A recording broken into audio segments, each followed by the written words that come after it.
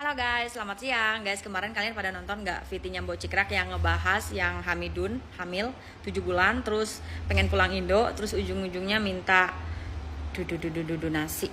Ya, kalian nonton juga kan? Pasti kalian juga kesel ya dengarnya ya. Ya bukan kesel sama Mbok Cikraknya ya, tapi kesel sama kok bisa-bisanya gitu loh guys. Ada orang yang dengan kesadaran penuh ya, dia Hamidun terus minta donasi ke netizen. Ya kan, kenapa nggak minta donasinya tuh ke lakinya itu yang bikin dia Hamidun ya, kenapa ke netizen gitu loh. Menurut aku kocak banget. Ya emang sih guys ya, orang Indonesia itu dibalik ketikannya yang barbar di dunia maya, tapi hatinya orang Indonesia itu pada dasarnya apa? Lembut, nggak tegaan. Bener kan? Ya makanya kita tuh kadang sering jadi korban ya kan guys. Ngaku ya. Pasti semua orang di sini nih yang nonton pasti pernah yang namanya kita dimanfaatin orang. Entah itu temen, entah itu pasangan, entah itu siapa aja ya. Karena gitu, karena kita tuh orang Indonesia apa? Bukan karena kita goblok apa gimana ya, tapi kita itu pada dasarnya itu nggak tegaan orangnya gitu guys. Jadi dikit-dikit kasihan. Nah kadang ada beberapa oknum yang tidak bertanggung jawab terhadap hidupnya sendiri. Dia malah minta belas kasihan ke netizen. Itu paling gedek aku orang kayak gitu.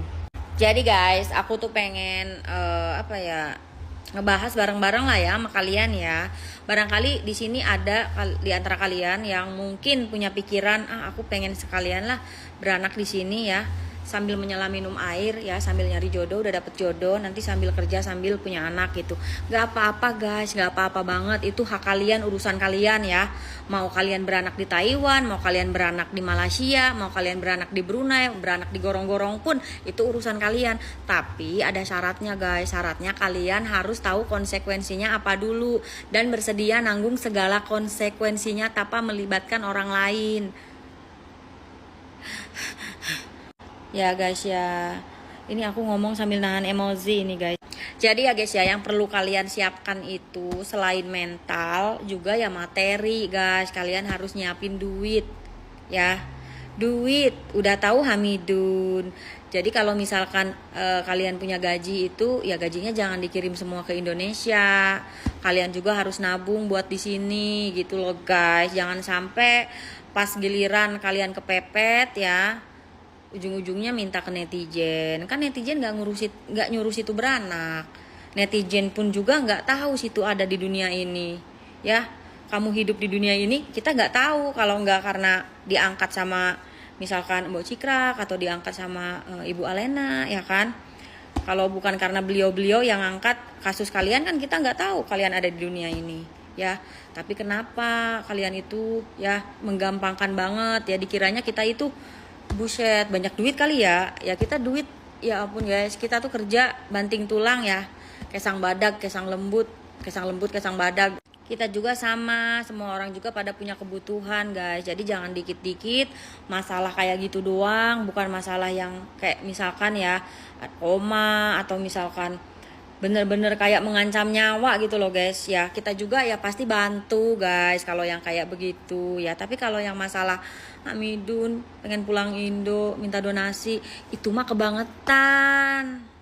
Pas kalian gajian ya, pas gajian itu emangnya bagi-bagi sama netizen, kita kebagian netizen kan kagak ya kan.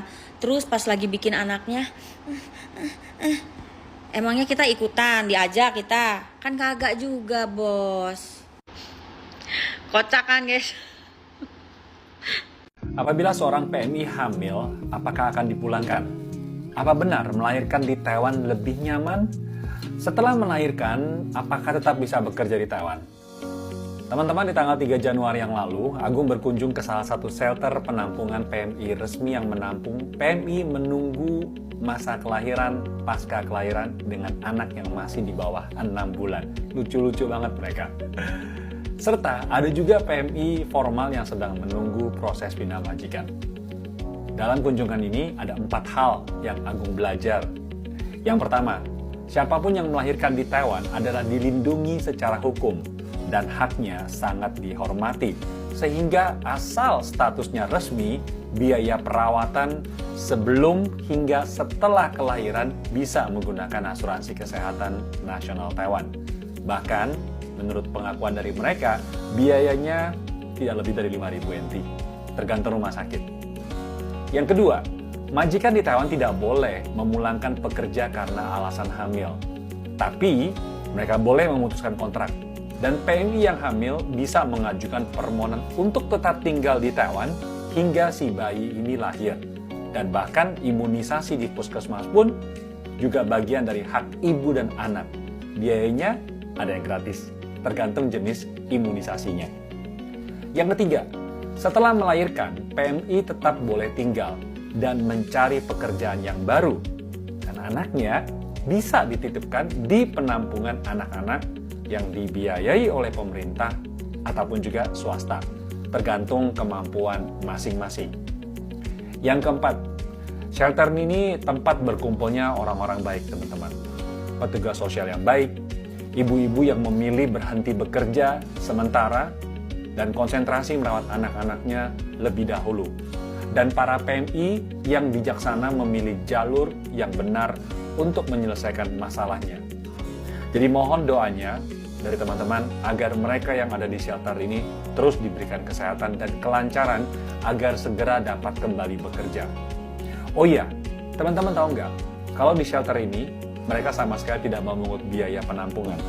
Jadi para ibu-ibu bisa dengan tenang dan nyaman merawat si kecil. Namun apabila teman-teman tergerak untuk memberikan bantuan, seperti saat ini mereka membutuhkan popok, pampers, susu kaleng, tisu basah, baju bayi di bawah 1 tahun, silakan teman-teman bisa mengirimkan langsung ke kantor Agung. Kemudian setelah dikumpulkan, ya nanti bakal Agung bawa langsung ke shelter SPA. Bisa cek di sosial media. Thank you banget ya. Salam optimis. Semangat!